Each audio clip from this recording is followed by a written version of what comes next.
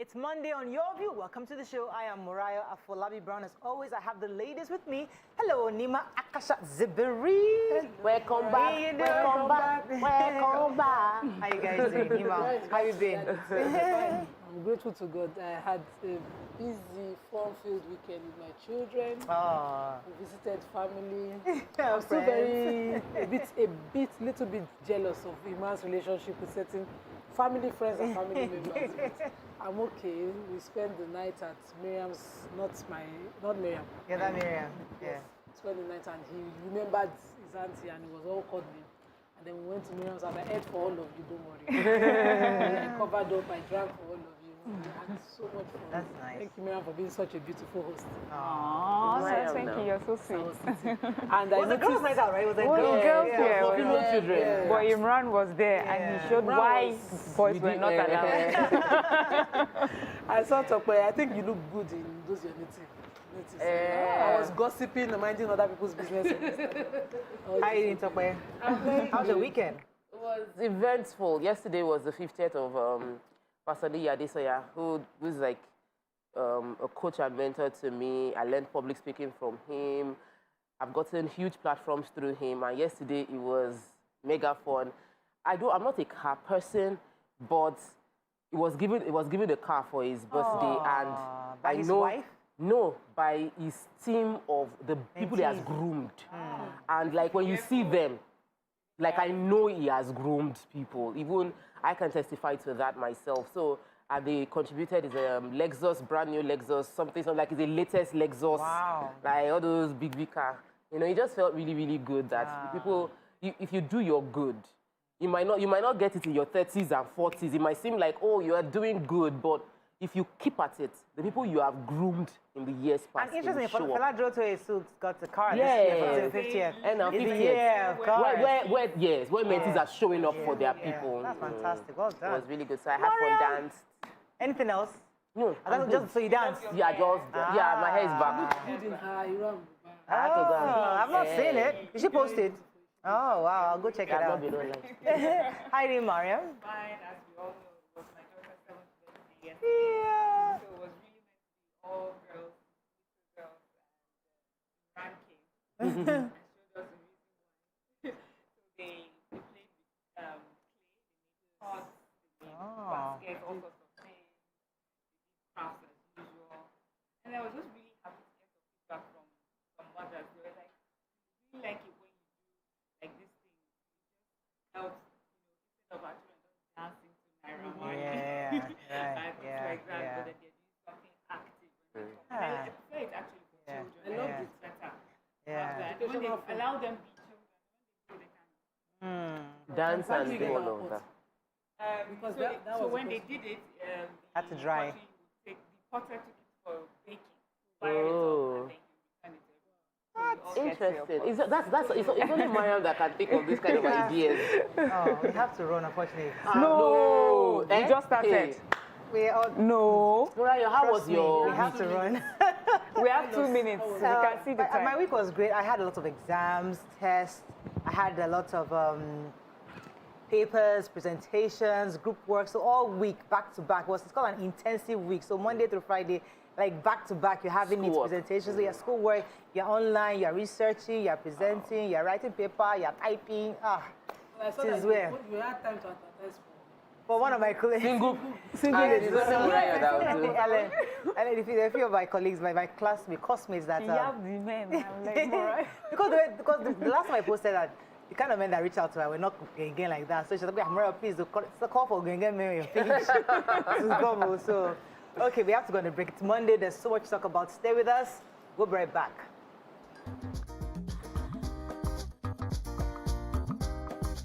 Stay tuned. Your View will be right back.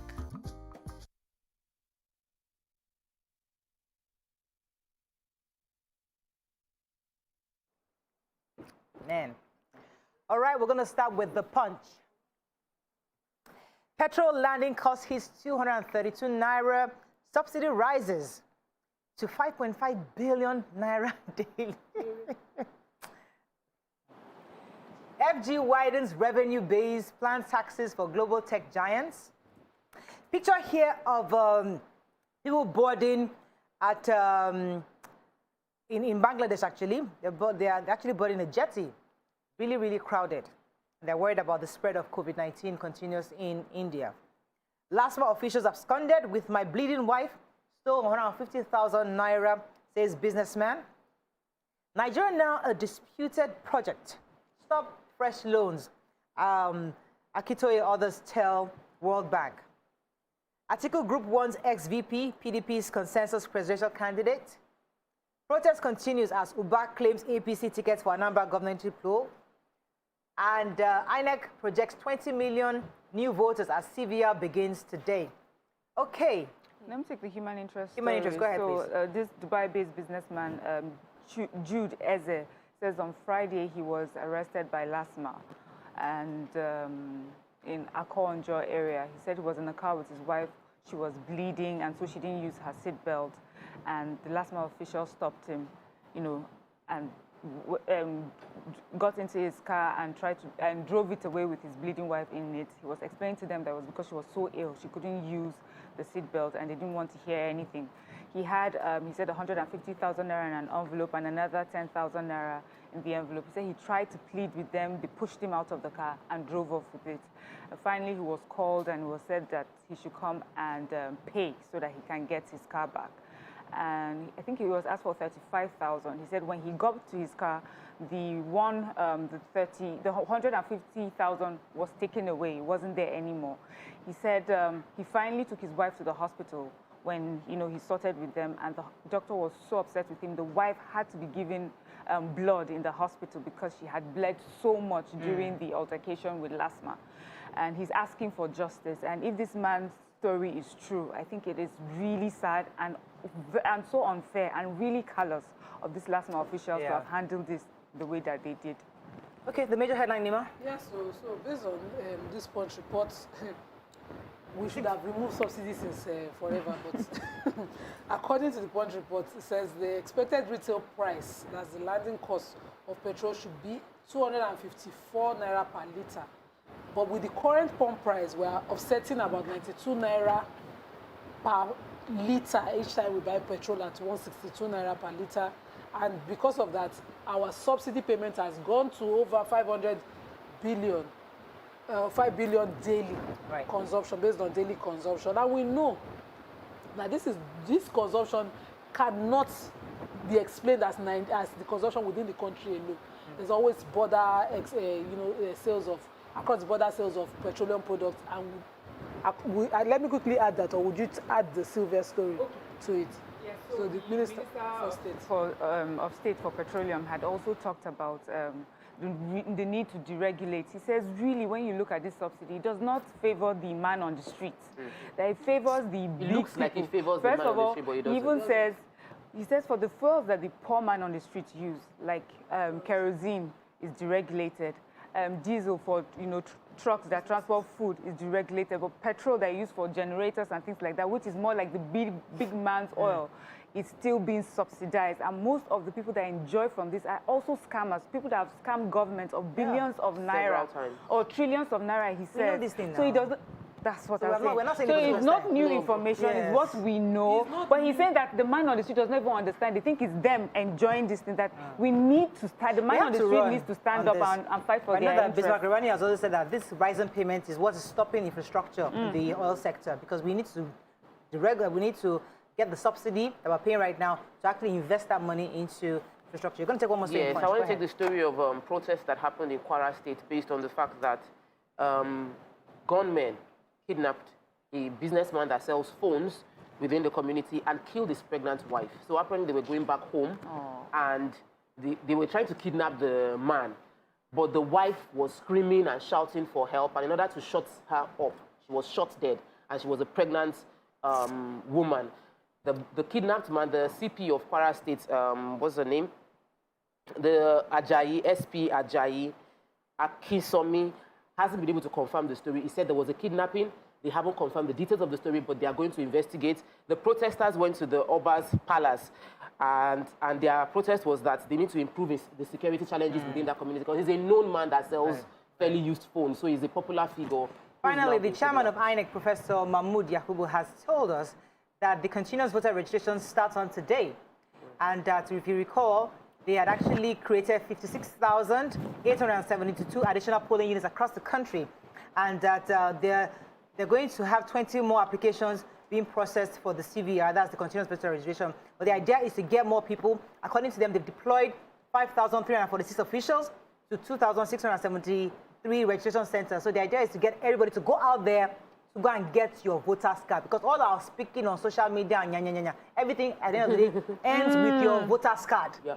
That's the real language. So they are saying it has started today. It's going to be gone for a whole year till third quarter next year. So you have absolutely no excuse. We'll continue to remind Nigerians. Maybe that as the day goes by. The Nation, major headline. There's no major headline, but the Speaker advocates urgent power devolution. No basis for Avengers threat, says Buhari. Sylvia, sustained subsidy killed all refineries. Okay, which story? Let me just add to that, because we're running off so that Tope could take our story and punch. So he said something about, which I found interesting, you know, where everyone is saying, oh, Dangote refinery is going to come into start business and may relieve us. But he says that it will be tougher with a subsidized economy for Dangote to sell his product here, because he'll be selling at a loss, because he's selling at in a subsidized market. And that's the problem with all the other refineries that we have. If they were to produce at the going market rate in Nigeria and then sell into a subsidized market, it's not commercially viable. So that's why most of the refineries have gone, you know, bad, or, you know, they're not maintained properly. So that's the business angle we need to look at. Concerning devolution of power, the Speaker, Honorable Gbajabiamila, had said that by July 16th, we'll have the review of the electoral law, the amendments of the electoral. That's good news. And also, he has said that we all agree that the 64 items on the executive lead is making the federal government top-heavy. Therefore, he agrees that there has to be devolution of power. And that, but again, as they have said, is the definition of restructuring that is not clear. So restructuring means different things to different people. So according to him, he agrees totally that there has to be restructuring, it must be done properly, legally, and that at this point, government will be better served if the states are more empowered. And therefore, as empowered, the local governments will be empowered, and then the people can feel governed. Right now, the center is too heavy, and that we need to devolve power as soon as possible. We all agree, it's just when are you doing it? Devolution of power is one thing we're talking about for a long time. I want to see the story of there's no need for Avengers. The presidency, speaking through his spokesperson, Femi Adesina, addressed the call, which happened over the weekend, where the Niger Delta Avengers claimed they threatened to cripple the entire oil sector, that they have made their demands known and it hasn't been dealt with, and that they are going to deal with all the oil infrastructure we have, as well as citizens of Ijaw that are fraternizing with the government at hand and not dealing with the issues on ground. The national statement was that there's a meeting that took place between the president, the Ijaw National Congress, as well as Niger Delta Youth. And the meeting was, they had a 10-point agenda, and that they were already addressing the issues. One of the key things they wanted was that allocation of oil wells should be given to Ijaw people. Then there was a launch for Ogoni cleanup under this administration that hasn't been fully implemented. The president said they will look into why the cleanup hasn't taken place, and the Minister for Environment should work on it. But I remember when they launched this thing, it was hailed as the vice president went to Ogoniland and said, we are going to clean up the pollution within that area. Apparently, it hasn't been successfully and the president, done. When we come back, we'll take some, because with the 10-point agenda that was taken, the president responded to every single thing. I even thought suddenly the president seemed to have resumed office, because remember, our guest was saying he hadn't resumed. He actually responded to every single item. But I felt Adesina shouldn't have used the word unnecessary, because these are people that have gone to meet the president, and he responded to them properly. And we'll take those points when we come back.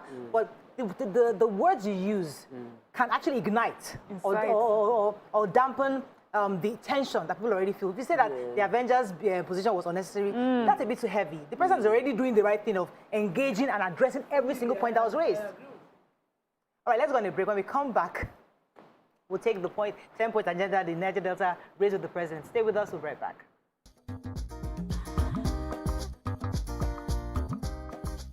Stay tuned. Your View will be right back. It's scary, isn't it? putting yourself out there, ignoring the voices telling you can't. Moments like these are when your fight or flight response kick in.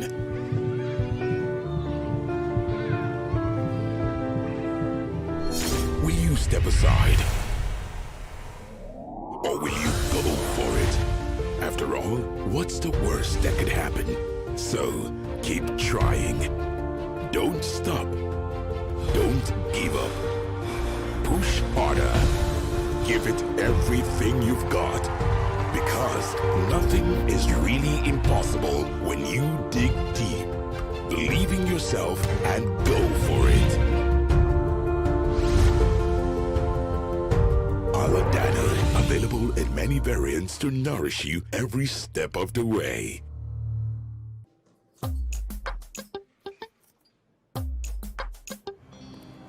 Heartburn and indigestion? Try Gestede. My recommendation for the past 26 years, Gestede. Reliable remedy for heartburn, indigestion, flatulence, and acidity.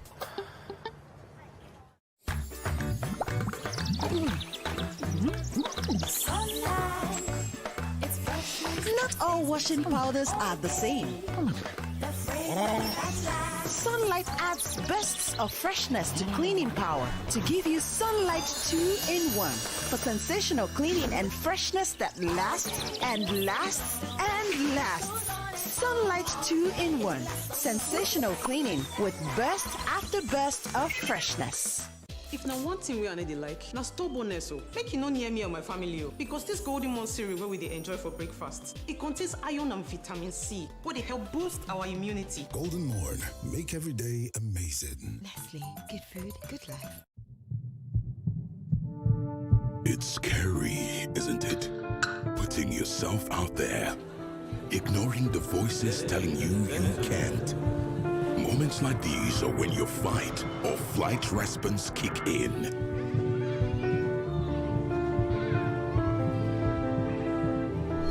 Will you step aside? Or will you go for it?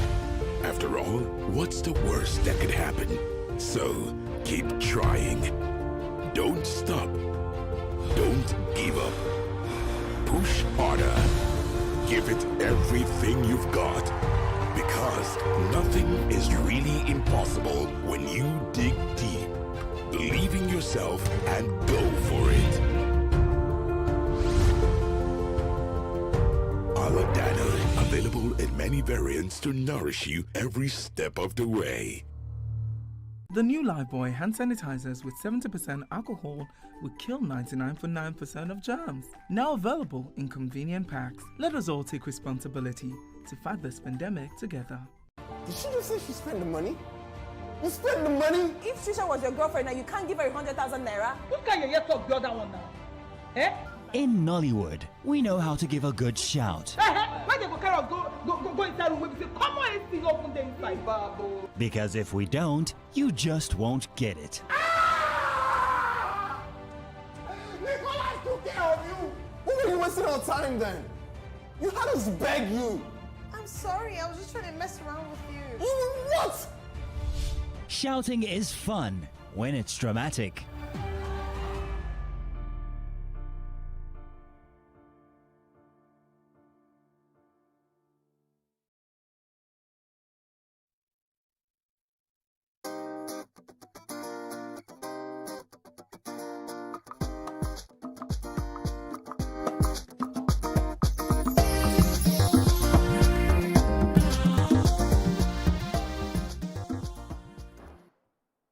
Thanks for staying with us. Moving on now to Daily Sun. Buhari begs Niger Delta Avengers.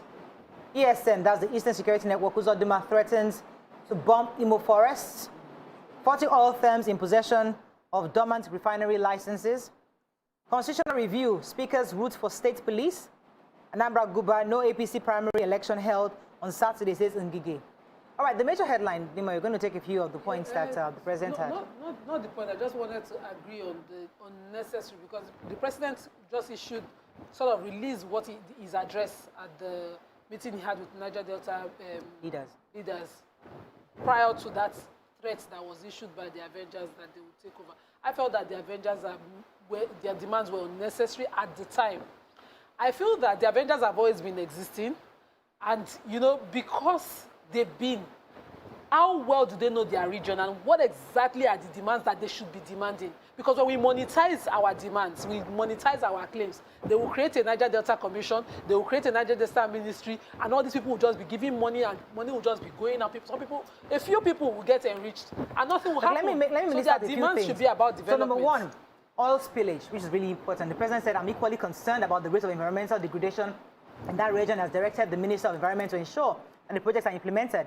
He also said that the issue of restructuring, which was also raised by them, well, he said that the regional consultations have concluded and that the House will definitely come with the result, and then they begin to see how properly it can be restructured. And secondly, they talked about the creation of states, which he said that is a local government thing, and something that the House of Assembly would have to handle that. National Assembly would have to handle that.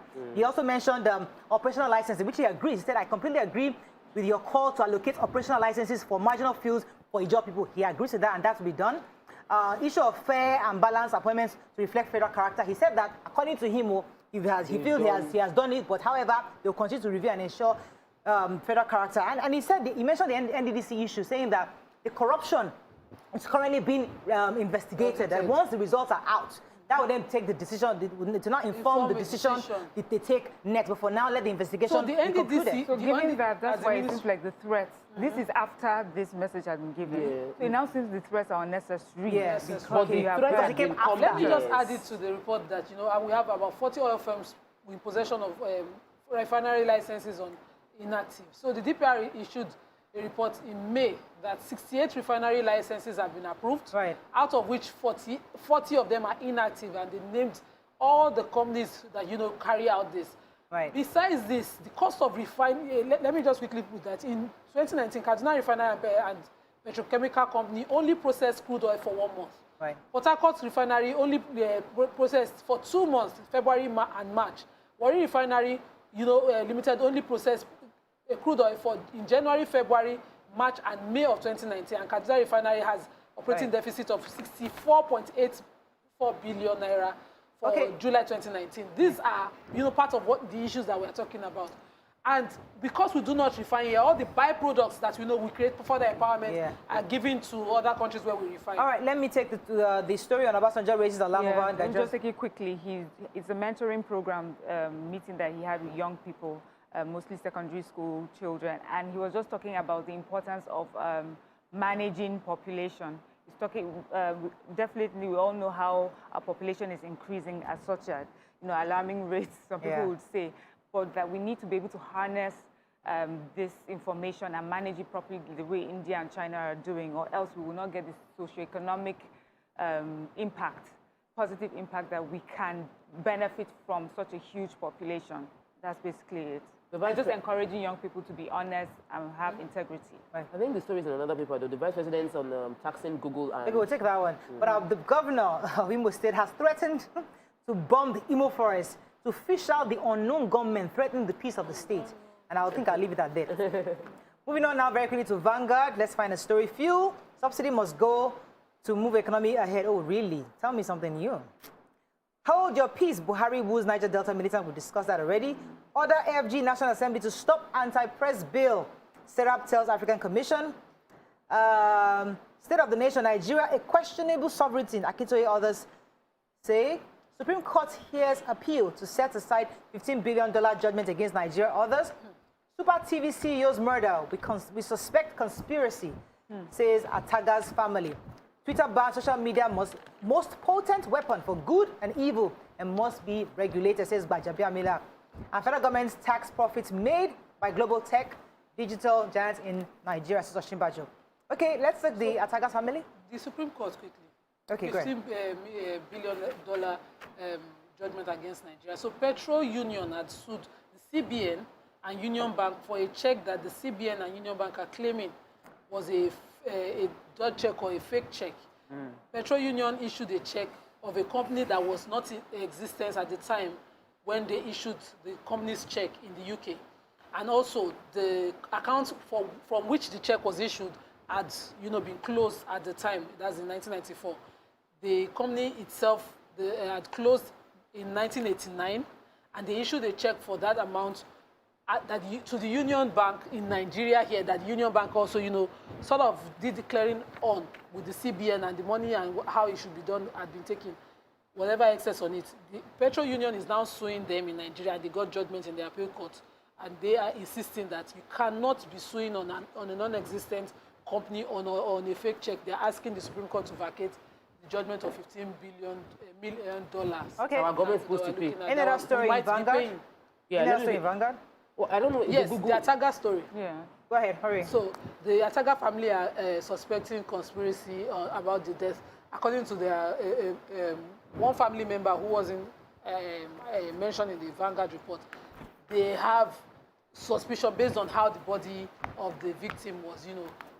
They had rope ties on his body. He had a broken neck, according to the family. So they don't see the story of the young girl having a confrontation about rape and all of that with him does not sit well with the family. So the family has issued their own who will speak for Ataga, because now all parties in this are speaking, but his own side of the story cannot be heard because he's dead.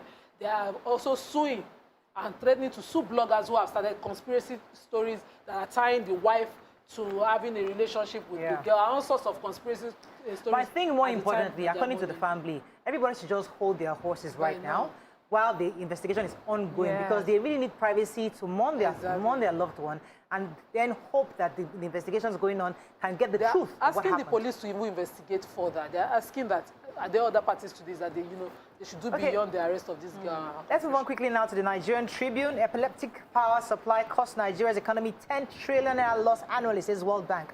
Who has that story? I have it. So the Nigeria, this World Bank report through the past sector recovery program released the data which says that economy loses between 7 trillion and 10 trillion annually because of power issues, and that's about 5 to 7% of our GDP. It also says that 22 million generators power about 26% of our households, 30% of our medium, small enterprises, which is 8 times more than the national grid. Do you get that? So like generating sets, yes, more than 8 times more than the national grid. And he's saying that this is, of course, because of substandard infrastructure and operational inefficiencies, and that all the economic challenges that that's bedeviling our country right now, and everyone trying to sort the problems and looking for a way forward, cannot be properly tackled if you do not put the power sector in the right position. That putting the power sector in a viable working condition will help with many of the economic challenges that we're facing right now. So I know that this is information that we already have, that we know, but the question is why it's become so impossible to, sort the power sector out. All right, so we're going to take The Point. It says Buhari's successor, all eyes on 10 top contenders. How Foreign Affairs Ministry illegally spent 3.12 billion naira without National Assembly approval, says audit report. Despite as Oyetola Aregbesola battle for APC soul in Oshun. All right, so the major headline, this report by this company, The Point, they listed about 10 people who they believe are contending for the top man's position in 2023. And some of them are Asiwaju Bola Ahmed Tinubu, the Vice President, Shibajo. Interestingly, Yahaya Bello's name keeps coming up. I don't know why, but people keep... He's a top contender. I can see that. Everybody feels that way. Yeah. We have Pastor Tune Bakare, we have Governor Ibukunle Amosun, and there quite a number. Even Atiku Abubakar still made the list. Bukola Saraki also made the list. Interesting, but it's an interesting read, and I think we should even do a show around these top 10 contenders. Who do we think Nigerians would want for 2023, the pros and cons, what are the good sides, what are the bad sides. Look at these top 10 contenders, no woman in that. Imagine, no woman. Top 10 contenders. Well, it'd be really nice to... Which other story? No, I have a story I've been waiting. We have to run. We have to Let me take my story. The Vice President already had a meeting over the weekend with the Chartered Institute of Taxation of Nigeria, represented by the President, Adesina Adebayo. And summation, Nigeria needs money. Tech giants are making lots of money from Nigeria. Like, they are making numbers. That was the word. Incredible volumes here within Nigeria. And we must find a way legally to tax them, even if they don't have their offices within Nigeria. The Googles, the Facebooks, They make money. I pay for Google ads and Facebook ads. And the government needs to tax the income they are generating from within our shores. I think it's a huge opportunity that should be legalized quickly, not just by... Nima, your story. Okay, the Ministry of Foreign Affairs, according to the debt management office, had some infractions that, you know, they budgeted about allocation of about 3.1 billion naira that they made for ministry to foreign missions without approval from the National Assembly.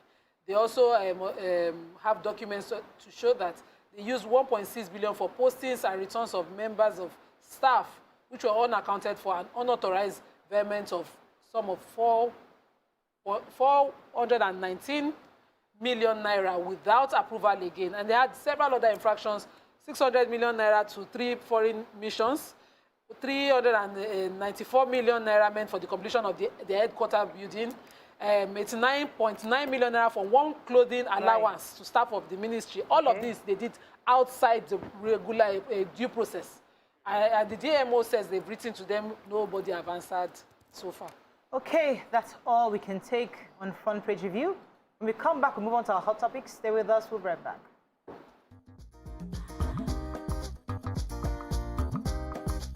Stay tuned. Your view will be right back. You have been at the stage long enough. It's time to become a master and move from noisemaker to newsmakers.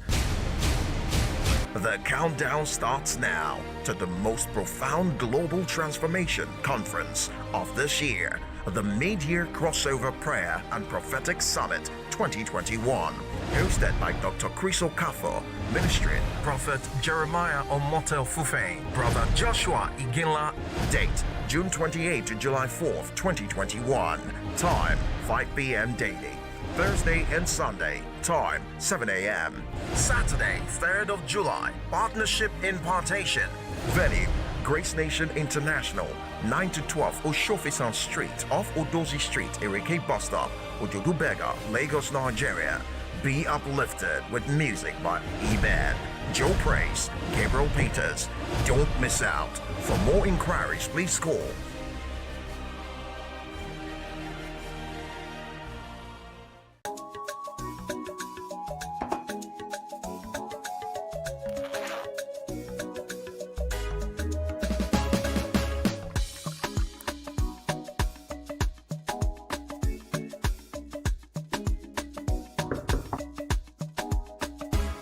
Mom, we've got you now and always with the low cholesterol goodness your heart needs to keep the rhythm of your family going. 3 Crowns Milk. Healthy moms, happy families. After a long, hard day at work, coming home to a serene environment is very important to me.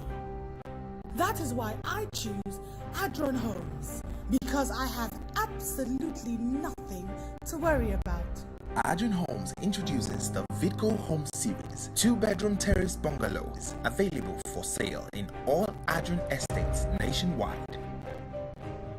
We just introduced the new Vidco Home Series. It is about 75% completed. It will have instrumental payments for those houses for up to 2 years without interest. Be a proud homeowner today with just 5.4 million naira initial deposit and get instant allocation with flexible payment plan option of up to 36 months. For the Vidco Home Series, we have the 2-bedroom, we have the 3-bedroom terrace, we have the shell, we have the carcass, we have the finished, and we have the furnished. Adron Homes, making the incredible affordable. Introducing the Save and Win Pali promo. Just save 10,000 naira or more monthly and stand a chance to win up to 5 million naira and other exciting prizes in the Save and Win Pali promo. Download the Union mobile app to open an account or visit the nearest Union Bank branch. Union Bank, your simpler, smarter bank.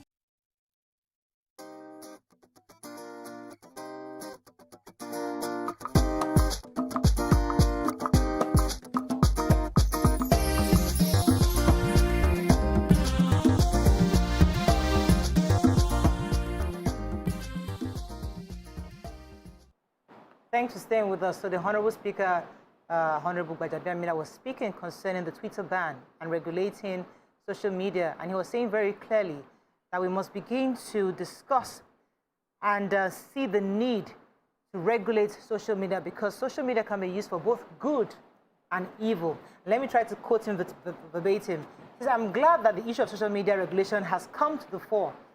It is important that, like everything in life, there has to be regulation. We know that social media is perhaps the most potent instrument that can be used for good and also for the negative. While we welcome the good, we must not paper over the bad or the evil. And that's the position. So according to him, everybody has a right to be protected. We've been swamped with fake news, hate speech, and even recently, the Attacker family has said, listen, all this different news coming about our family member is getting overwhelming, and they've asked the Nigerians to please allow the police to investigate, because different bloggers, different news are coming on social media. So our leaders are saying, maybe this is the right time to regulate social media such that everybody's rights are protected. What are your thoughts on this? You can call us on 081-270-53687. You can also call us on 091-390-76948. You can send messages on Facebook and also on YouTube. We'll be happy to read your messages. So we've talked about this issue of regulating social media on different ways, but it's getting more and more, and I just finally getting to the reality that these platforms could or should be regulated, especially because globally, many countries are facing the same issue where the online platforms are being used in both negative and positive ways. So how best do you think we can go about this? And do you think Nigerians are ready to accept the possibility of regulating social media in this country? Who would like to go first?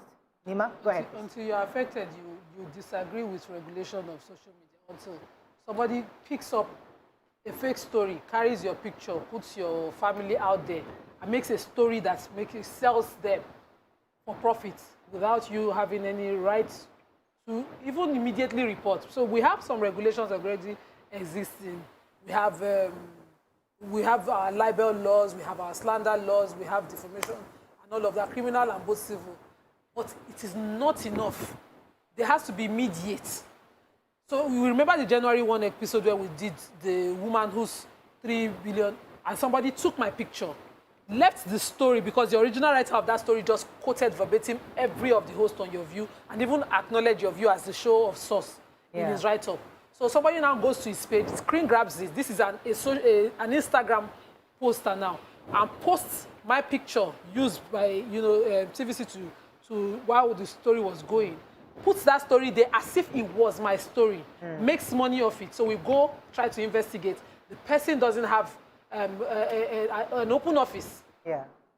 Although I got his office, but we had, in fact, I cannot explain how I had to get to the office because I did it off the right way.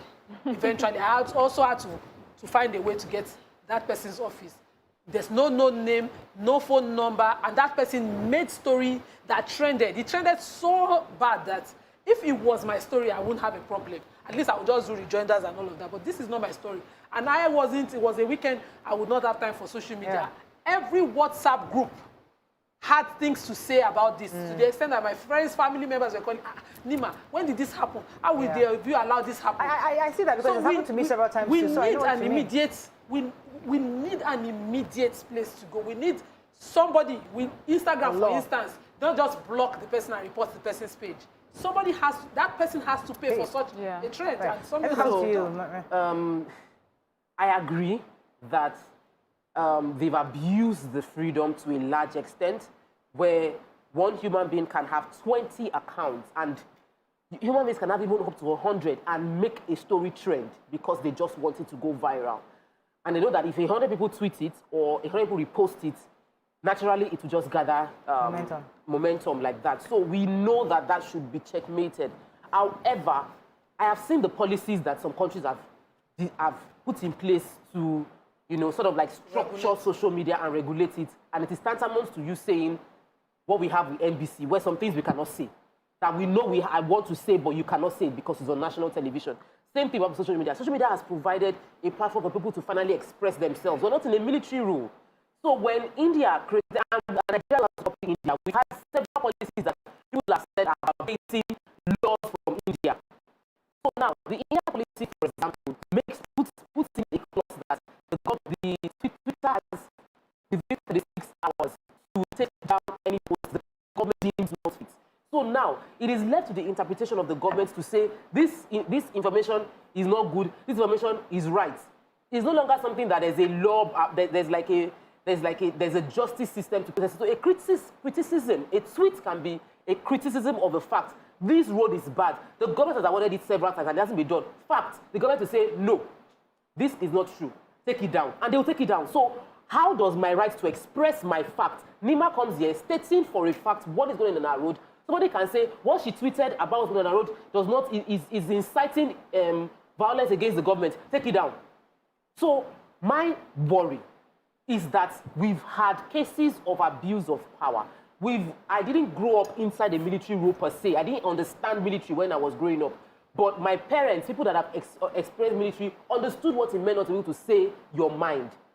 And my worry is that we are going to end up in that same space where our only platform for expressing ourselves has been gagged. We can't express ourselves anymore. Okay, let me come to you. Yeah, so for me, I do not think it's gagging per se. And if you listen to the tone of the Honorable Speaker, he's asking that it should be regulated. So this is not exactly that, total ban, like what we have now with the suspension. We're talking about social media going forward. And for me, I hope that it comes in this way, that we can have a physical offline place where you can get redress, where you can report where prosecution can happen. Because it's all fine to be anonymous online and say all the, evil things that you can say and paint people black and sometimes cause people's deaths because people have committed suicide because you have put up a fake story about them and they're so ashamed to show their face in public, they take their own lives. There has to be a place where people like that and their families can go and get some form of redress.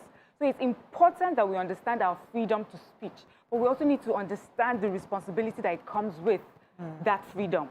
We cannot, okay, just look at this particular story of this Ataga lady. So there's a picture of the perpetrator that has been going around, and this South African model has come out to say, please, this is not this girl, this is me, stop tagging me. I read Nigerians saying, I don't care what she says, I have already accepted that this is that person, and that's all I'm going to go with.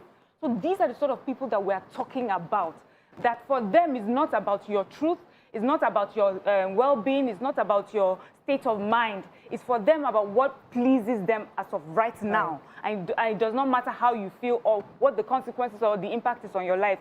So there has to be a court, a system where people can get justice. I'll come back to you, Nima, because I want us to put this in proper perspective. I know something that Nima has always said here is that, do we want a democracy or not? Because there have been cases where social media have been done for alleged good. For example, let's take the Baba Jesha story. So a girl was allegedly defiled by this adult, and because of social media, we were able to get the case. So that's a good thing. But the other part of it is, okay, people still use the same social media to demonize this person who we all know is at least allegedly guilty of this crime. But people are saying, why don't you let the courts determine that this is my issue? Yes, we saw, yes, there's a need to push him out there to say, yes, this is the perpetrator, arrest him, do this. Yes. But do we want a democracy or do we want a banana republic? Do we want something that goes through the justice system or we don't? That's the decision I just must make. So let me explain what social media, the extent they should stop. So a girl had been allegedly raped, defiled by this person 7 years ago, and the setup was done, and he put it out there, make it popular and keep it alive. So justice is found, is served, not create conspiracy or further destroy. Because we saw a lot of people jump on the story and sort of took ownership of it, and the matter is in court. What we simply need to do is, so far in court, it's still in court, it's not been killed. Baba Jesha has not been released without trial. Prosecution is ongoing. That's what social media, that's the extent to what social media can do. The social media cannot become a court that can find Baba Jesha guilty at any point. It still has to be a court. But you see people already finding guilty. In fact, they're going to kill him when he comes outside, stuff like that. Yeah. So such speech. Then there's also a part of social media that I find annoying. I can't even believe it. Why do you have a social media page and you don't have a personality you can attach to it? Exactly. Yes, so that's the extent we need the regulations. So if you have a social media page like the Mr. Only in Nigeria person, put your name, your father's family name on it. Why? Yes. So we can trace you because why? If you call out my family and say that I killed my child and had 3 million naira in my account, I want to be able to find you, sue you, and get you arrested immediately. I don't want to go and dig through some unauthorized ways to find you. Put out news alert, put out your chest. Put it with your full chest. When I say something on the show, your full chest. If I say something on the show, somebody will say it's Nima who said it. That's why you're putting it on your page to trend. Put your name, your father's family name, your entire family compound on it. I want to find you. Yeah. Let me go on a break. When we come back, we'll take some calls on this. Stay with us. We'll be right back.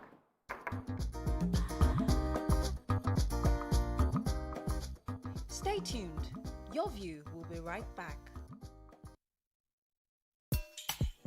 Ankara shopping with the right place for. That one no fine. You know nice. No, it's too dull. This one. Oh wow, it's beautiful. Omo, this fabric. It go fade though. Yeah. Look, make I tell you something. The new area Ankara, it go take good care of it. No right. Not lie. Not true. And the price cheap. Try new Ariel on your Ankara and colors now. Beat sensitivity pain fast with Sensodyne Rapid Action Toothpaste. Sensodyne Rapid Action Toothpaste. Available in a big 100-gram tube and a small 25-gram tube. I am Funke Akindele Bello. As a mom, most times we get disturbed or being called for one thing or the other. You know our kids now. And oh, how they love to make us proud. I mean, we love to see our kids happy. Their happiness is our happiness. The same happiness we felt when we learned that the original Kellogg's cornflakes is here. The world's #1 is here. I got an invite to tour the Kellogg's factory. It was amazing. Trust me, we're in good hands. It smells so fresh. It's real corn. Super crunchy, super tasty. It's because it's world's #1. Breakfast time is Kellogg's time.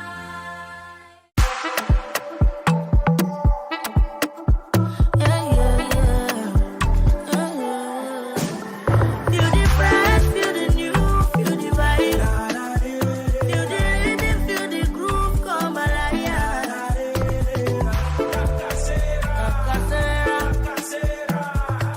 Everything I jolly with it like I say. That's so we like that. Everything I like, living la vida loca.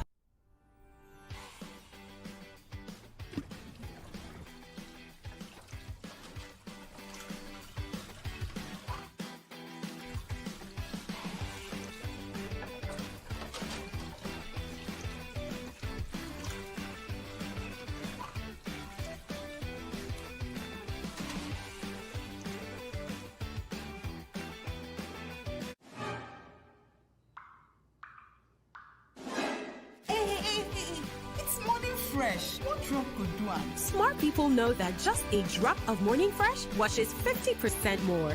Try it yourself and see. Morning Fresh, Nigeria's #1 best-selling dishwash liquid.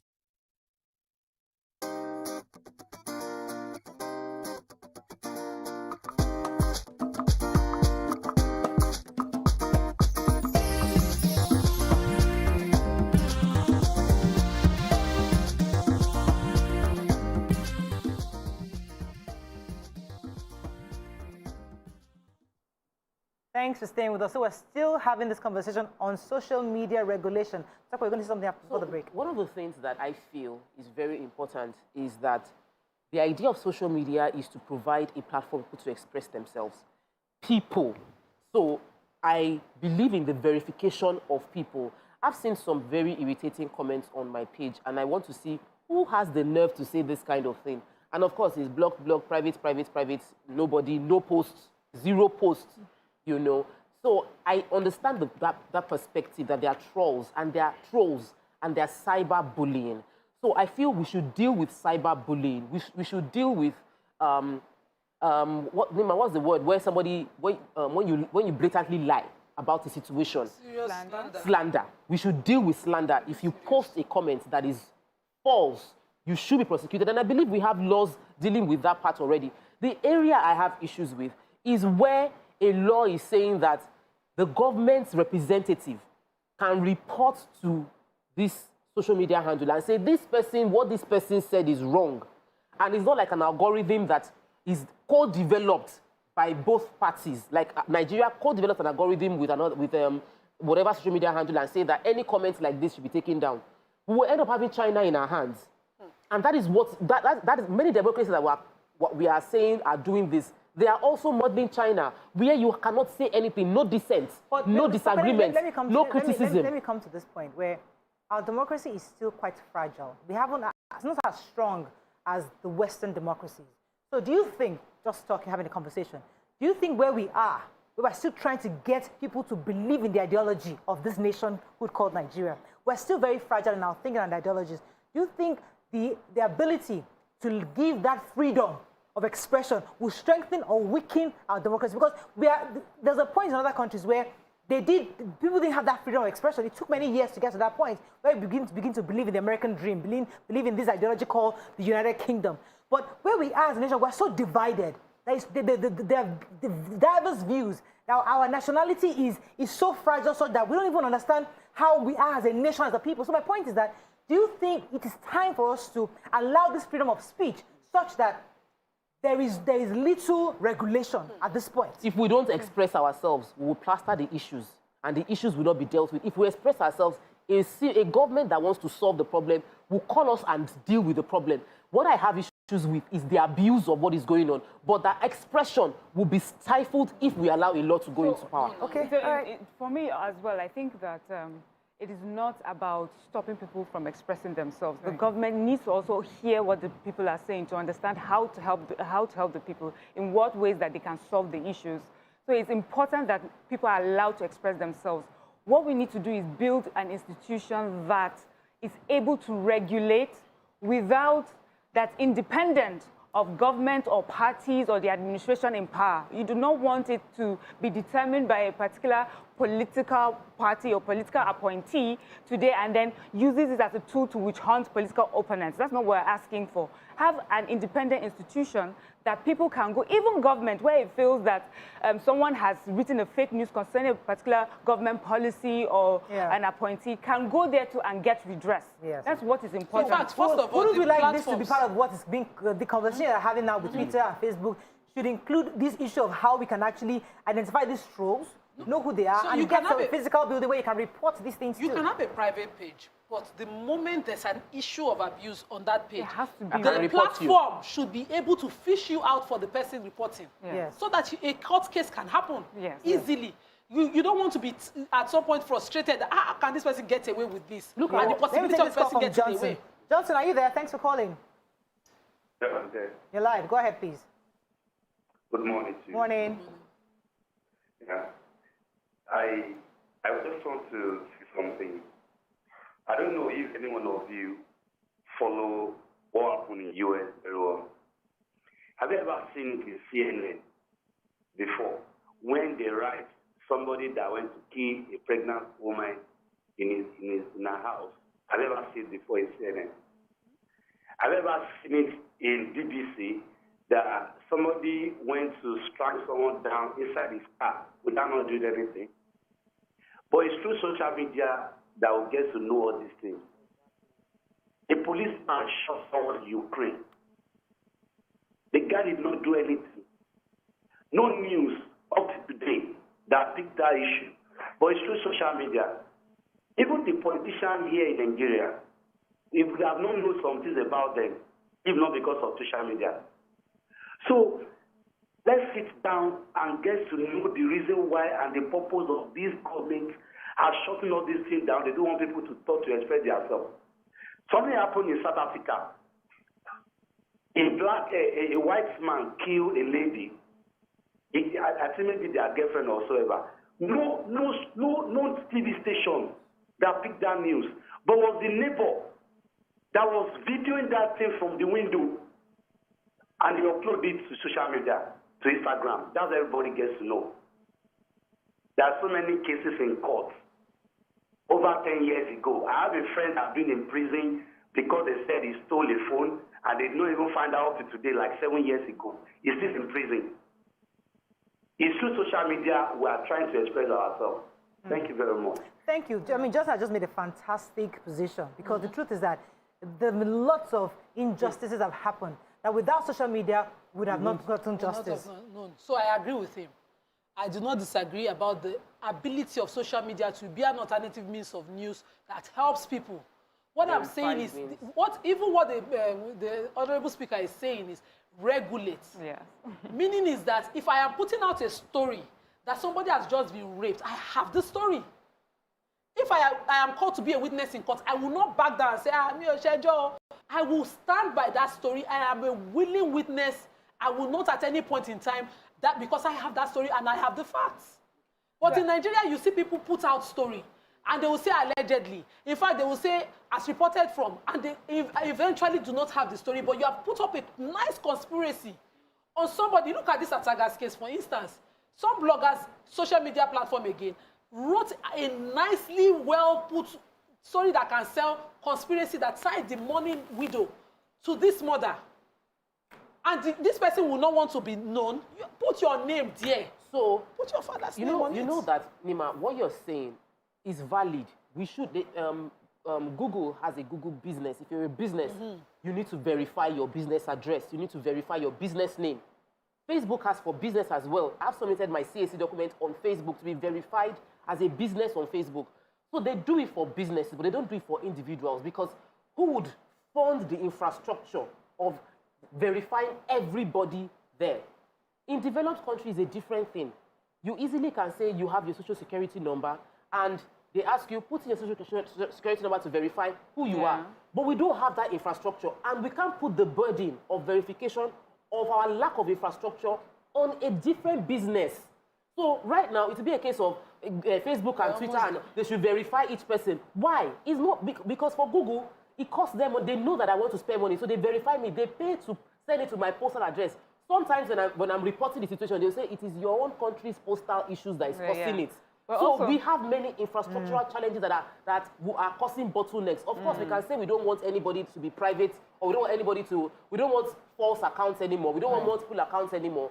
But the policy needs to be well thought of, not by our current crop of leaders who don't really understand social media. Look at our National Assembly; they don't know it. It's not an insult. They don't know it. To what Johnson was saying also, which is we need to find out the reason. So he's talking about it like there's an agenda about this regulating. And I know that in Nigeria especially, there's just this common distrust for government.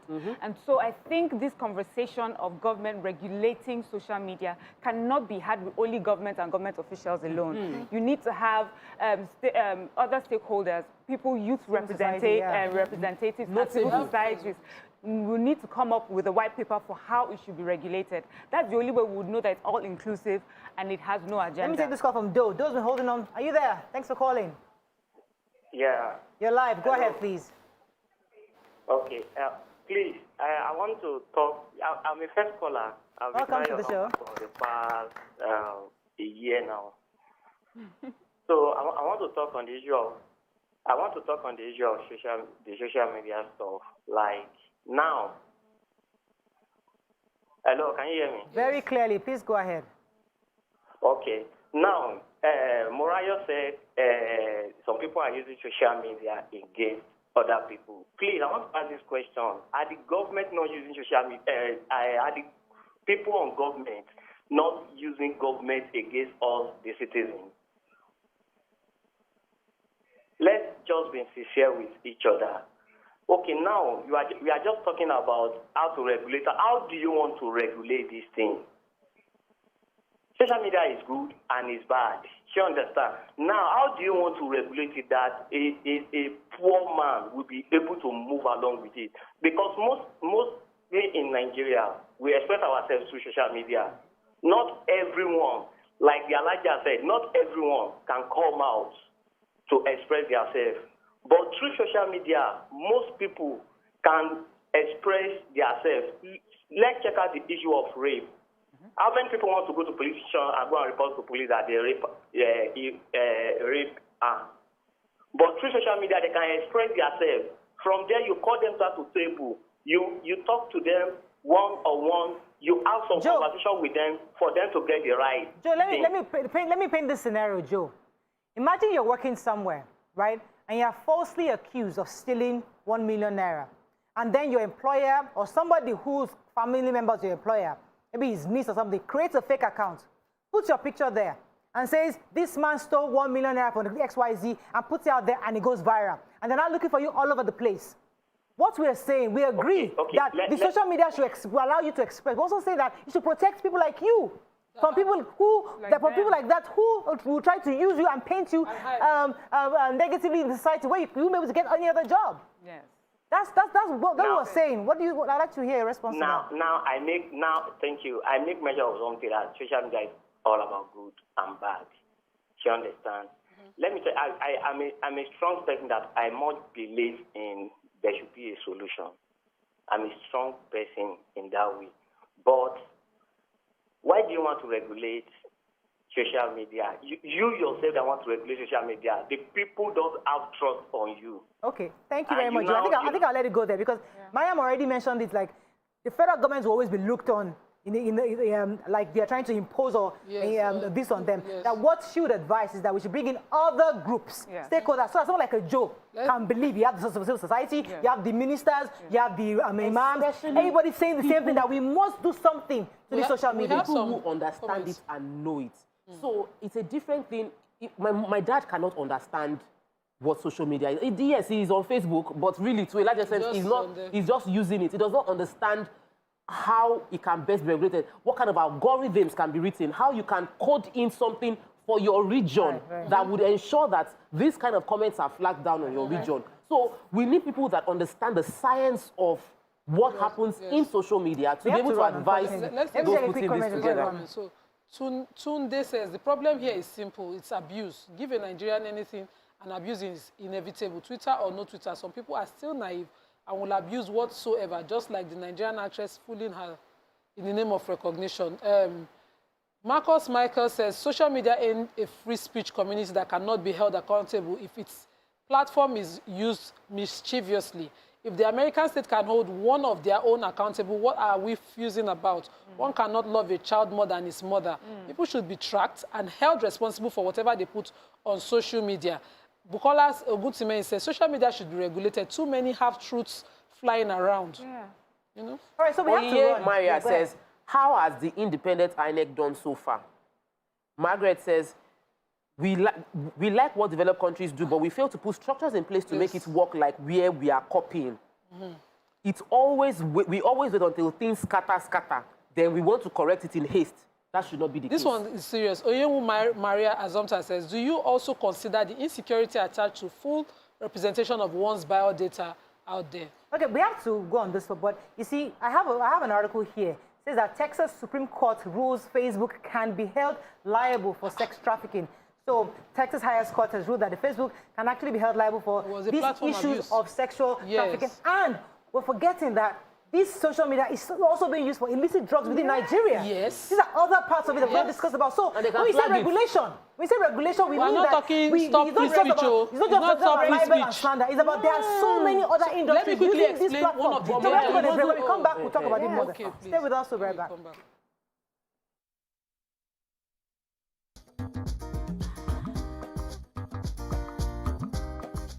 Stay tuned. Your View will be right back. He's not my real father. But you already know this, Lara darling. Yes. But after 25 years, she just told me who my real father is.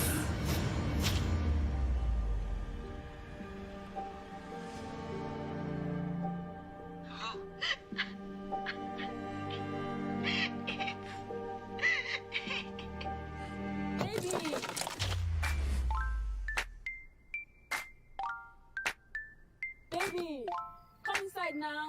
Why is it in the car? Introducing Glow YouTube plans. Feast your eyes from as low as 50 naira for 1 hour. Simply dial *777#.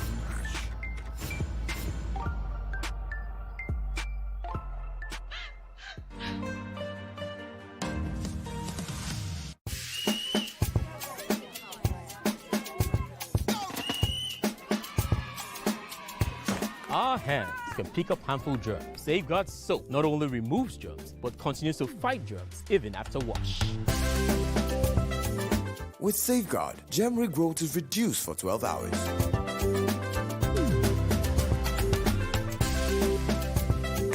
So, use Safeguard to safeguard your family to promote healthy habits.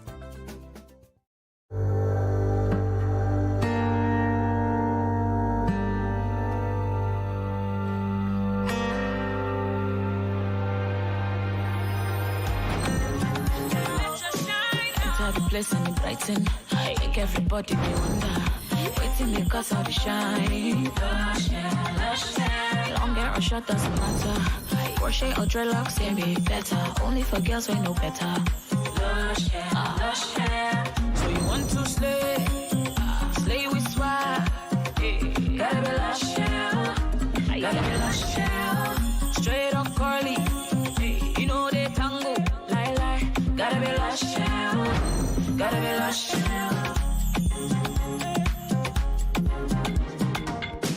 Beautiful people know how to make an impression, and that's why they only trust Lush Hair Extensions to bring out the shine in them. Lush Hair, be beautiful. A peak protein breakfast gets you up to a great day. How do I know? Because my daddy goes through his work feeling good and always with a smile. Mommy is always filled with confidence. My sister is always in tune. And for me, learning new things becomes absolute fun. That's because all day and every day, the peak goes on. Start your day with a Peak Protein Breakfast. Peak. Reach for your peak.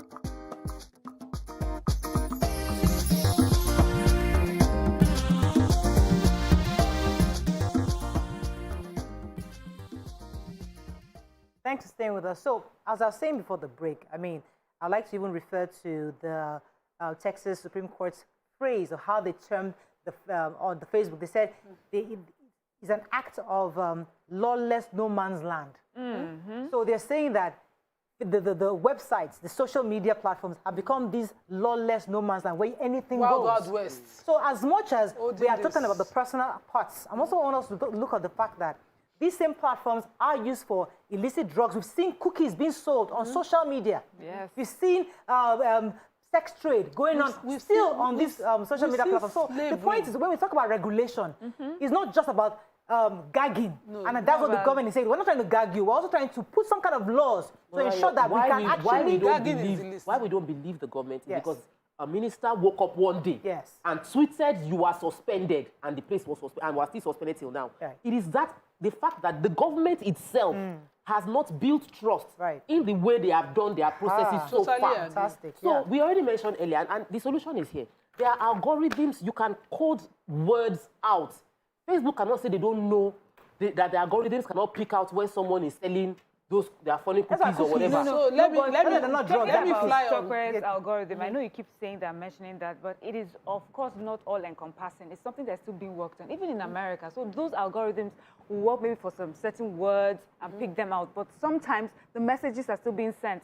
Some people have found a way to put full stop in between them. So we need to do much more than those algorithms. We need to have policies. Besides that, we knew that Twitter had some of this algorithm already done. And we had hate speech flying to the extent that the federal government, like I said, should have acted. It was the timing of their acting that it concerned president's speech. That's why we're quarreling about this. But they should have acted a long time ago and tried to prevent So let me ask you this question, because there's this distrust for government. How best, therefore, aside from the fact that we want to involve civil society, how else can the government try to instigate this process such that it gets the buy-in of the populace? So the Minister for Information and all the other agencies under Imu's business is to win people's trust, must focus on the issues and leave their personal agendas. So you stop responding to everything that, we have, and let people see the dangers, honestly, sincerely, not to as against government, but against individuals, and how damaging free speech, unregulated free speech has been. Because they will come and say, we have our laws, we know we have our laws. We know our laws require investigation. We know they require certain things. And they eat dead ends because of some protection that these platforms give other people. So we need to open it up. All right, let me wrap up on this for a second, because I want us to go into the issue of press. So as many of you know, the National Assembly, at least one of the lawmakers in the National Assembly, is currently seeking to amend the Nigeria Press Council Act, such that journalists and media houses can be fined 250,000 naira and about 10 million naira respectively by the NPC for infraction. Join us on the show now to discuss it is the president of the Nigerian Guild of Editors, Mr. Mustafa Issa. Welcome to the show, sir. Good morning. Good to have you on the show. Right, so... Yeah, thanks for having me. Yeah, we'll come to you, because I also want to even hear your views on this issue of social media. But the issue concerning the Press Council Act review, brought up by, I think it was Honorable Shegun Odebumi in the National Assembly. Yeah. Although some of his colleagues have said, he's on his own, no, we don't know what he's talking about, But there have been quite a lot of responses from the Guild of Editors have said something, the NUJ have said something. In your view, because when I read the existing act, it wasn't so totally far from what is being proposed. I mean, unless maybe I read it wrong. But the issue that I heard people had was the fact that they must defer to the Minister of Information to get approvals for certain, the chairmanship and other various sections within the act. And I'm thinking, when I saw the original document, it was quite similar. So my question therefore to you, sir, what exactly is your reservation concerning this amendment? Yeah, thanks for that question. And let me let you know that first and foremost, even the idea I tried to amend, the matter is already in court. We went to challenge that in court. As we speak, another matter is at the Supreme Court. That is why the law has not been applied. We challenge it in court, because of the provision in that act. They are not trying to even amend and add more onerous provisions. For instance, they are not asking that the Minister of Information should now be the person to approve the code of conduct for journalists in this country. It's not done anywhere, even in Iraq. It's not done. Who approves code of conduct for medical doctors? Is it the Minister of Health? It's not done anywhere. Now they say for you to seek to practice as a newspaper and all that, you have to seek, you have to apply to do this, pass through this process and all that. Let me tell you, when you want to make a law, do your research properly. Check what is happening in other clients, in other countries. And find out. In Ghana, I don't have to go to Western countries.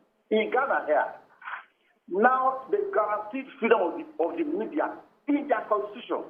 Let me tell you what it says. Impediment to the establishment of private press or media. No law requiring any person to obtain license as a prerequisite to the establishment of operation of the newspaper in Ghana. Let me ask. Are Ghana minister of fire because of this? No. We're talking about the media. You cannot ask a government appointee to regulate me, to tell me what to do, to now determine whether what I have published is in national interest or not. Because he's a politician. Because if you allow him to do that, it will be used to guard the critical media. But let me say this. Check the history of Nigerian media. Even under the military, we didn't have this type of law. We forced the military to stand still. Some of our colleagues lost their lives. So we have this shot. But you know what? Nobody will ever give you freedom. We are always fought for our freedom, and we'll keep fighting for it. If they go ahead to fight the way it is, we are going to go to court and challenge you. We use legal means. Already, the order they want to amend is already in court. This one is also going to challenge it. If they pass it the way it is. Right. Okay, let me get a few more questions. So, go ahead. One thing is, I feel concerned because it's as if media is being attacked on every form of media. But what would you say is the reason for this law being put in place? Is there any way you can justify the idea that would make someone want to put this law in place right now? You know what? We are not averse to regulation. So what you're saying, for instance, you're asking the minister should not be the person that will not determine for us our code of conduct. Then if there's any infraction, you'll be fined 10 million, 20 million, and all that, and all that. Look, why can't you have an independent body? If you feel, for instance, law of libel is there. Law of defamation is there. If you publish fake news, for instance, it's part of, if what I really do is say I did it, that's libel. The law is already there in this country. Why don't you use that law to take me to court and prove the case in court? I mean, Mr. Issa, let me be sure that we're on the same page. Because what I read is that a committee a council will be constituted that will involve parts of some from the Guild of Editors, NUJ, I think civil society will also citizens. I mean, they put the whole gamut of people that will be involved. So it's not like the Minister of Information will have direct authority. So why is that still a problem? Who approve that committee? Majority of the members will be government appointees. Let me refer to Ghana again. Ghana have what we call the National Media Council. Better groups are supposed to bring in representatives. You know, the lawmakers will bring two. Majority are from the private sector. After being appointed, they among themselves will elect a chairman. But now, okay, the president will appoint the chairman on the recommendation of the minister, and they said that the board is going to be a mere advisory body. So, executive secretary will have the say. That's why today, the board of NBC cannot follow the decision of NBC. The same thing they want to do now with the NBC, Nigeria Press Council. All right. So, the board will just be looking, and things are happening. Let me go on a break. Let me go on a quick break. When we come back, we'll continue this conversation. Stay with us. We'll be right back.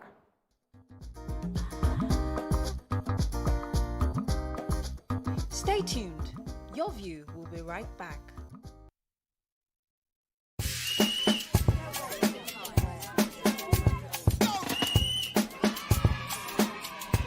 Our hands can pick up harmful germs. Safeguard soap not only removes germs, but continues to fight germs even after wash. With Safeguard, germ regrowth is reduced for 12 hours.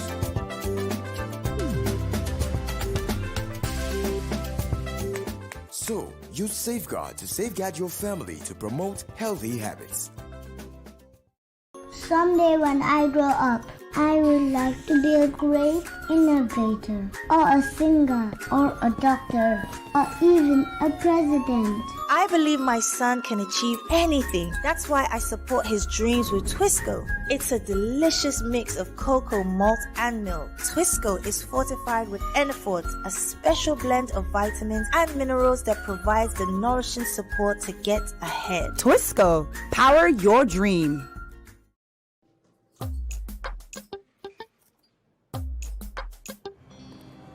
Heartburn and indigestion? Try Gestede. My recommendation for the past 26 years. Gestede. Reliable remedy for heartburn, indigestion, flatulence, and acidity.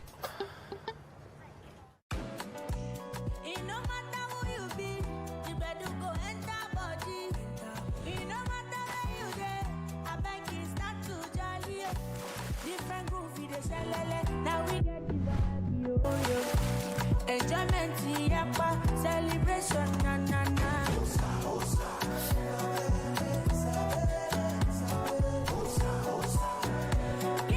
Think Chapman. Drink smooth. Bye. Bye. Don't worry, dear. I'll take care of it.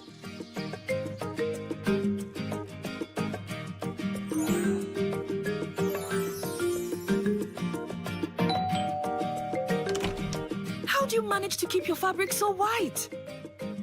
Wow!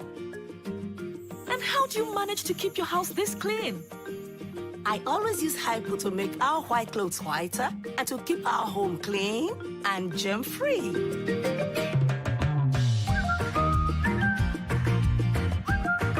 Make your white fabrics whiter and your home free of illness causing viruses and germs with the disinfecting power of Hypo Bleach.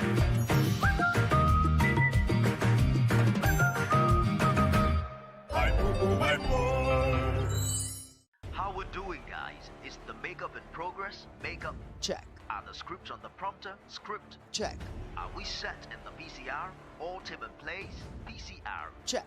Clock is ticking, time is racing, lights on. Plans all set. 120 minutes of hot entertainment.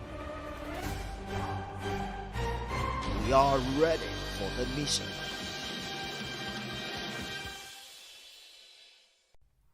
Looking for some drama? Yes. Sit back and catch up with the slaps. Yeah, lots of slap.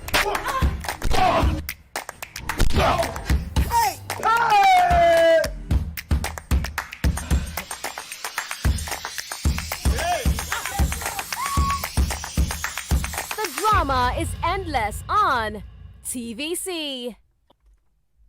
Turn around and get inside. Or maybe I better cool down for Jesus. Waiting. In Nollywood, we know how to give a good shout. What did I arrange myself for? Because if we don't, you just won't get it. Take it away. Be kidding her. One day, snake will kiss you and will bite you. Don't worry. That's the way it should be. Oh, yeah. Shouting is fun when it's dramatic.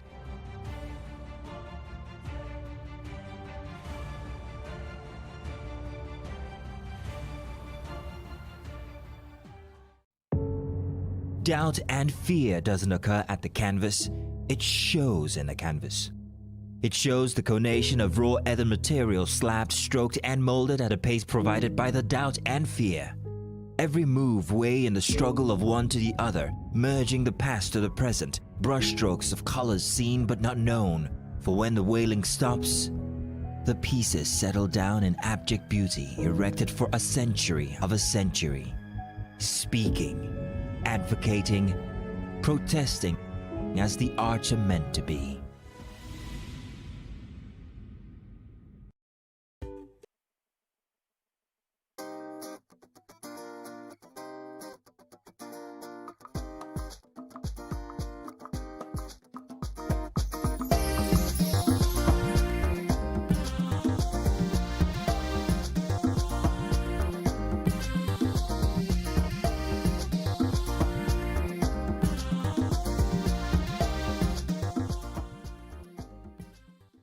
Thanks for staying with us. So we're still on this issue of the review of the Press Council Act. Joining the conversation now is the Deputy Lead Speaker, House of Representative, Honorable Peter Akpatasen. Good morning, sir. Are you there? Yes, good morning. I'm here. Yes, good to have you to join the conversation. Yeah, my pleasure. Given the fact that many Nigerians seem opposed to this new proposed bill, what are your thoughts on it? Because we've even seen that many members of the House are almost saying that they are not totally in support of Honorable Odebumi on this presentation of the bill. What are your views on it? Well, usually the House is divided on issues like this because we don't all look at things from the same perspective. Whoever is saying yes has a reason for saying yes, and whoever is saying no has a reason for saying no. But the progress of a bill depends majorly on the input from members of the public. Right. Because ultimately, the final decision of the House will take into consideration public opinion on the subject matter, because we make laws for the public, for Nigerian people, not for ourselves. Okay, go ahead, Nima. So, sir, we are looking at, I am looking at the independence of the council as it is now. But with this amendment that we're seeing, is there no other way that the council can be structured and be independent of appointees of... Well, the essence of public hearing is for professionals and industry players to come to the House or Senate, as the case may be, to present their professional views and to guide the legislature on how best to go about it. But if that opportunity is lost, there is still, a provision for people to come around with their professional views in writing to present to the House. Mr. Speaker has led the Ninth Assembly in such a way that the Ninth Assembly is very concerned about public opinion and therefore makes every opportunity available for members of the public and professionals, to come in and make input at any level of at any point of the process of lawmaking. I think that these views can still be properly canvassed. Okay, that's good. Yeah. So sometimes I wonder that when we get some of these propositions to the House, are there some that you could just call like dead on arrival? Because I'm looking. Are there some bills when they come in, when they are proposed, you look at them and say this is dead on arrival? Because I'm looking at this new amendment proposal, and it's saying the powers of the Minister for Information, and it looks like we're not asking the Minister for Information to be involved in the nitty-gritty of chasing people, licensing people, prosecuting people. Are there no other things that he's doing already? And the original act is self-sufficient, in my opinion. When you look at it, what do you think? Well, the issue of dead on arrival, I don't think it makes sense to me. Nothing is dead on arrival. It all depends on the issues, like I said at the beginning. And when people take advantage of the opportunity to make their input, it can then guide, those who are involved in the process of making law. But to think that anything is dead on arrival, as far as I'm concerned, it's not proper. Okay, I want to rephrase? Yeah, no, I'm not rephrasing. It's good that he responded that way. But secondly, I need to understand when you already have one that covers everything, and then you're asking that the Minister for Information is involved in getting licensing, prosecuting, checking for print, finding people. So we're asking, when you see that compared to the original bill, what do you think, personally? As a person, I think that at any point in time, law reviews. And if in the process of reviewing law, the public feels that certain content of the proposal offends, then they should come up with alternatives. You understand? I don't think that it is wrong to empower the minister, to perform those functions. Okay, great. Yeah? So let me come back to the president of the Guild of Editors. He's back with us. Mr. Musa Issa, are you still there? Yes, I'm here. Now, help me understand this, because we are regulated by the National Broadcasting Code. Broadcasting Commission. And the Commission also, and that we have the Broadcasting Code, which guides what we do. Yeah. And we to get licensing, you need to go to the federal government, to the Minister of Information. These are things that we know. We get fined for things we say or not say that does not align to the handbook. So we are sort of regulated. And so for me, I'm still not understanding what the issues are, because not what they need. Is it that the press was never really regulated? The only broadcasters were regulated? Because what I'm hearing doesn't really sound new on the side of, for those of us that have been working under the Broadcasters Commission. What is so different? That's my question. Let me please read the history of the Nigerian media. The newspaper predated even Nigeria as a country. Okay. The way the newspaper was established in the 80s, in the 80s also, in Abeokuta. The broadcaster has been regulated until IBB, the regulated it with a decree, I think 1980 something. Yeah. Because of fear that broadcast can be used to incite the public. The government still has that fear today. That is why today the broadcast media is overrated. They still have that fear. I just told today in my earlier that in Ghana today, they have a section in their constitution on freedom of the media, that there should be no law requiring any person to obtain license as a prerequisite to establish a newspaper. You see, when you want to make a law, as the honorable, as the lawmaker, please do your research, do your due diligence, check what is happening in other clans, in other countries. Otherwise, you'll be retrogressive. This law is taking us backwards. While other countries are moving forward, we are going backwards. How can you ask a minister to approve the code of conduct for journalists? Let's not hear what that is done. Let me tell you, if the honorable means well for us in the industry, at the stage they want to put the bill together, you call the critical stakeholders. There's an issue in your sector. How do we resolve it? We put heads together. Then, both of us will now formulate the best way out, the bill. Then you see somewhere, put the thing together, and you say we should cover a public hearing. And let me tell you, we were never invited. I only heard it, nobody invited me. They didn't write to us. We just heard about it just 3 hours in the public hearing.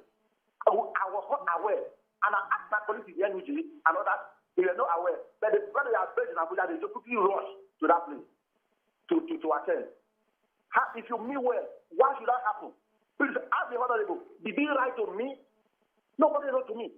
I'm so aware of it. Did they mean well for us? Let me go on a quick break. When we come back, we'll continue this conversation. Stay with us, we'll be right back.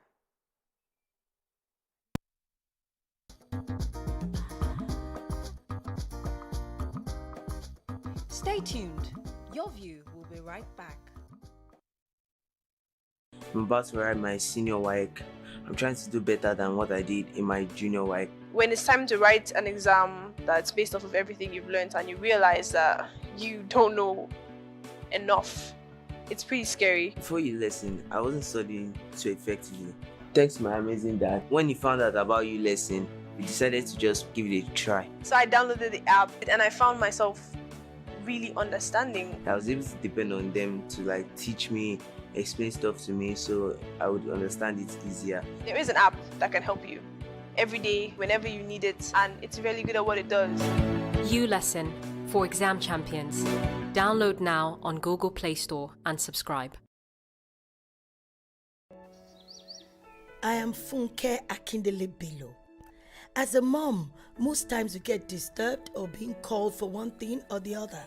You know our kids now. And oh, how they love to make us proud. I mean, we love to see our kids happy. Their happiness is our happiness. The same happiness we felt when we learned that the original Kellogg's cornflakes is here. The world's #1 is here. I got an invite to tour the Kellogg's factory. It was amazing. Trust me, we're in good hands. It smells so fresh. It's real corn. Super crunchy, super tasty. It's because it's world's #1. Breakfast time is Kellogg's time. Since the outbreak of the COVID-19 pandemic in our country and the world at large, we have channeled our manpower to increase capacity for the production of medical ambulances. Though it has not been easy, as our core values involve responding to emergency situations and managing to deliver fast against all odds.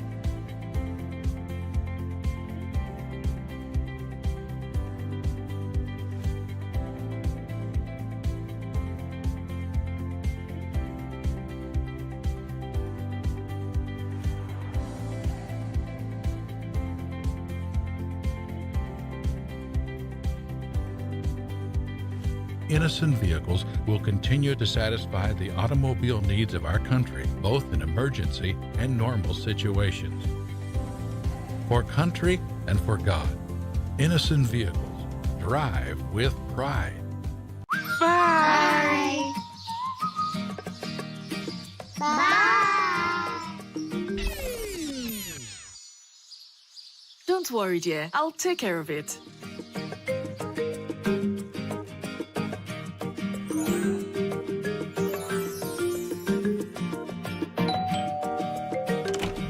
How do you manage to keep your fabric so white? Wow! And how do you manage to keep your house this clean? I always use Hypo to make our white clothes whiter and to keep our home clean and germ-free.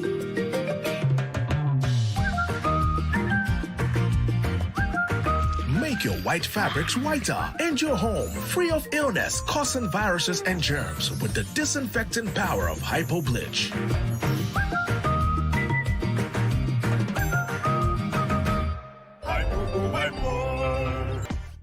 Did she just say she spent the money?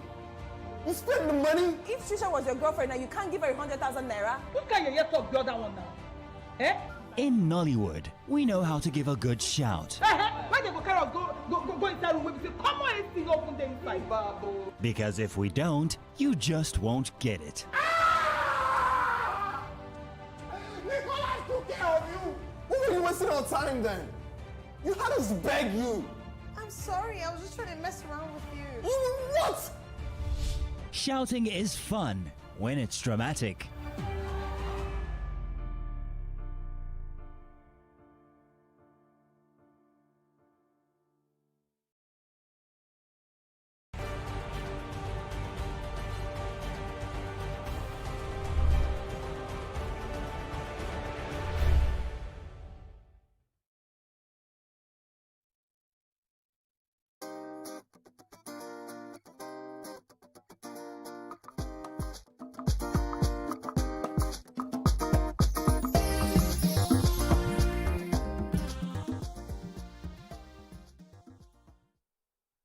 Thanks for staying with us. So we're still on this issue of the Nigerian Press Council Act review, and Nima had a question. Yes. There, Honor.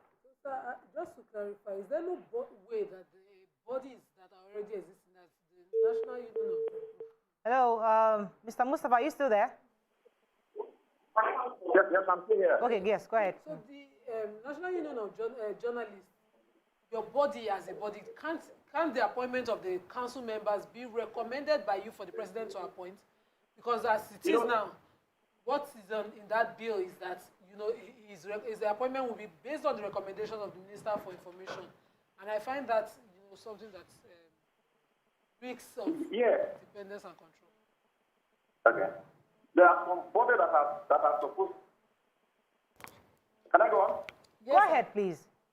Okay, yeah. There are some bodies that are supposed to provide the facility to the board or the NPC, Nigeria Press Council.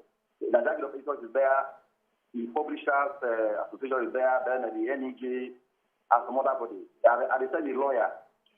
Let me take the case of Ghana, for instance. There are bodies that are supposed to present people, not recommended by the government, but by those independent bodies, including the Ghana Bar Association.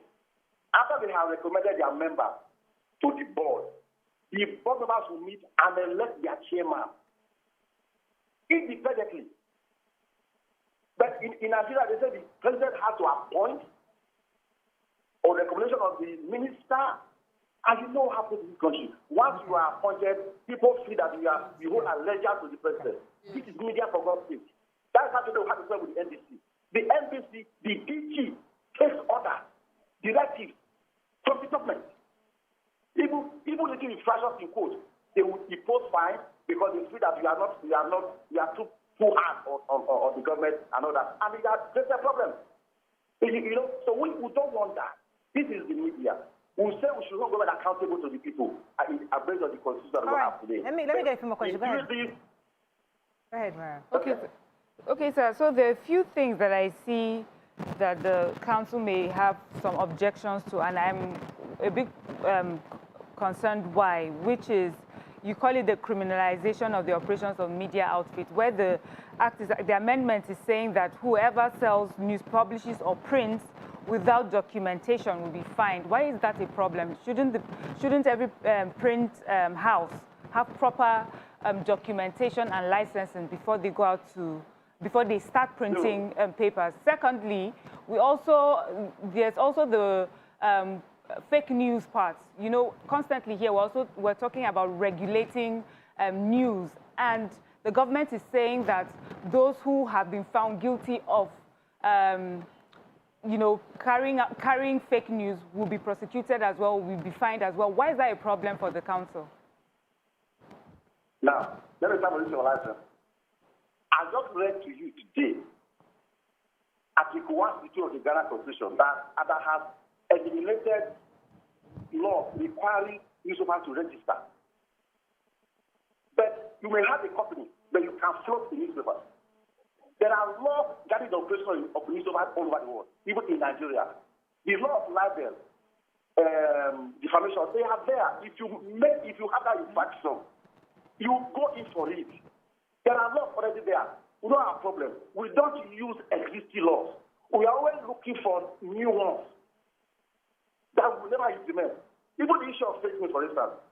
If I report that TVC has been shot or has gone under, and it is not true, that report has injured the reputation of TVC. TVC can go to court under the law of libel and defamation. Has anybody tried that? No. We are looking for new laws. I have never fake news. I will never. In my own station, we cross-check news before we broadcast them. You know, what I'm saying is that has anybody gone to court under the law of defamation to challenge fake news? We have not done that. Okay. We are looking for new laws. All right. We are looking for new laws. Have we tried the existing ones? All right, let me get a few more questions in for you. Go ahead. Okay, so for me, I feel that historically print press was a way for many people to express themselves. And considering the trends worldwide, there is a dying trend of print medias going down and people moving and migrating from print into social media, which is already happening in Nigeria. Would you say that this is a law to preempt that, or would you say that the print media is already looking towards migrating effectively into using social media to propagate their information as opposed to printing? And how is the print media in Nigeria preparing for the future of people not buying papers anymore? Even all over the world, there have been big challenges about people in the US and that have migrated, that have stopped printing. They are now completely online. But let me make it very clear here. There is a difference between social media and online media. Social media, maybe Facebook, WhatsApp, Twitter. Am I permitted to use one Twitter in Nigeria? And all that. Those are social media guys. And in those social media, there are no gatekeepers. But we have online media. They are different. Today in Nigeria, print media, they also have their online version.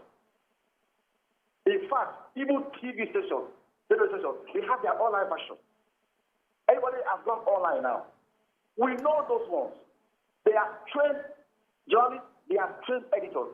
That is why today, if I want to go and consult any news, I can go to Post Online, go to the Nation Online, go to Tribune Online. So all right, I know Mr. Mustafa, let me ask you this. The honorable member who just left, Honorable Peter Akwatasi, has said that when bills like this are brought to the House, what they do is bring in experts, stakeholders, to come for the public hearings, to share their views, because nobody's saying they're perfect. They're asking for your opinion. So my question, therefore, is have you been able to make yourself available to the National Assembly to express your own professional views on the issue of this amendment?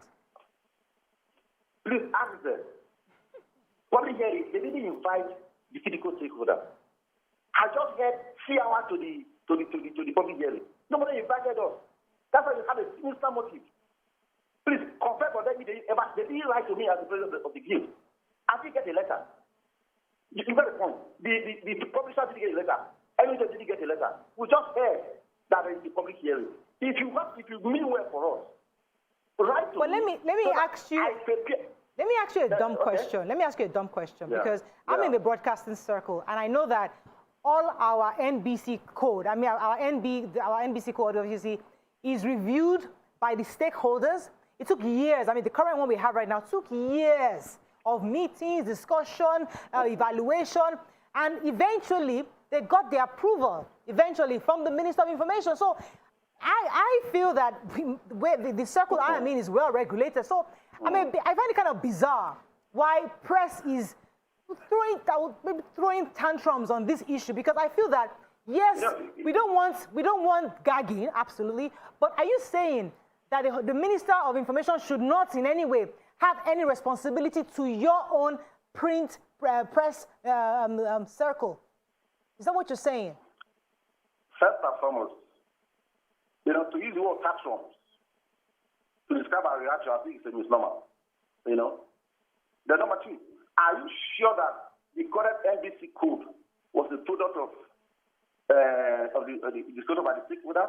Even the board of NBC has declared the correct NBC code as illegal. One found out, the chairman of the board said there were no meetings. Somebody just came up with this. Please Google it and find out. His name is Biblis, the chairman of the board of the NBC. Right. He addressed the media in Abuja. This is only the correct NBC code. That the stakeholders are not involved. Please do your research properly. Right.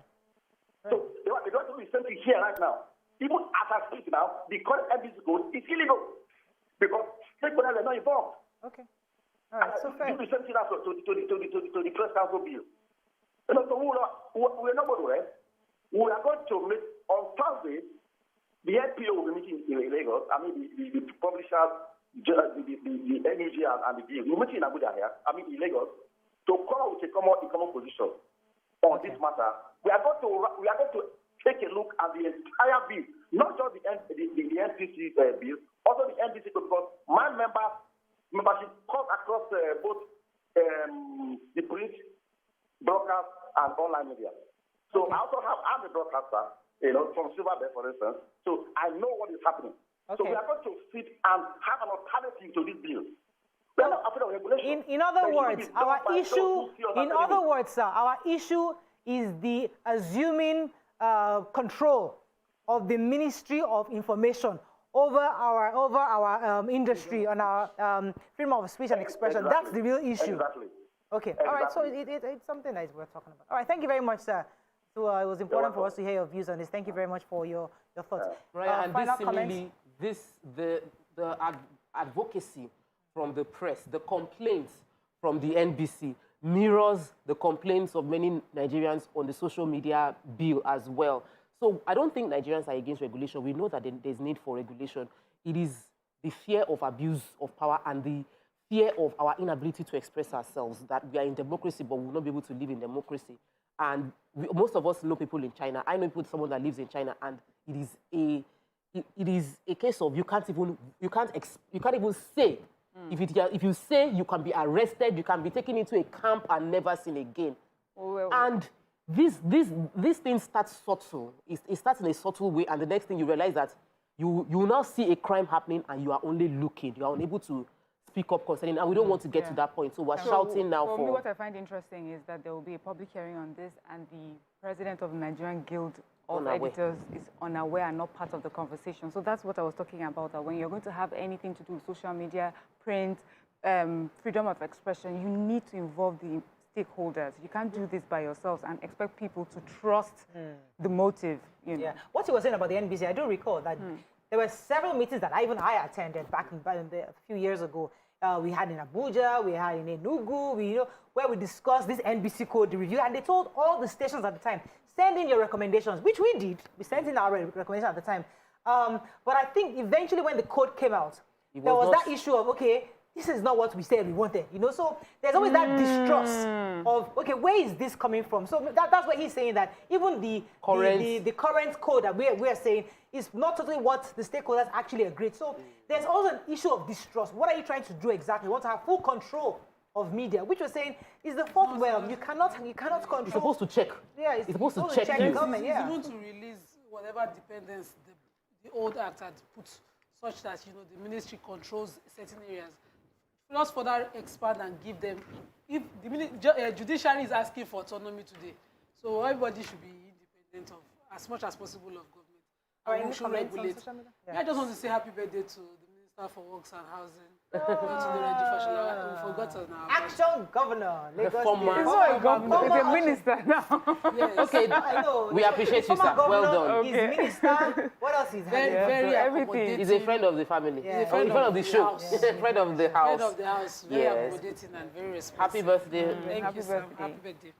Okay, anything else, ladies? Yes, every link to the internet can be traced through IP address. Nigeria should build on its own cybersecurity agency to combat abuse of social media. Twitter or Facebook will not do what we should do ourselves. The right to freedom of speech is, however, remains sacrosanct. We need to build our own infrastructure. Thank you very much, ladies. Okay, that's all we can take on the show today. See you again tomorrow. Have a great day. Bye for now.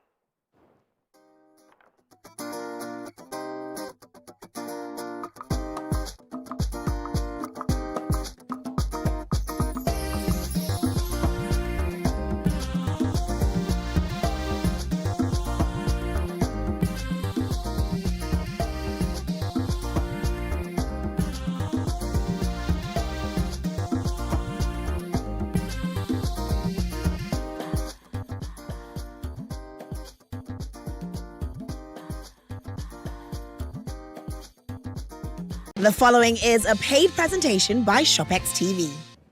Imagine replacing your entire cookware set with a collection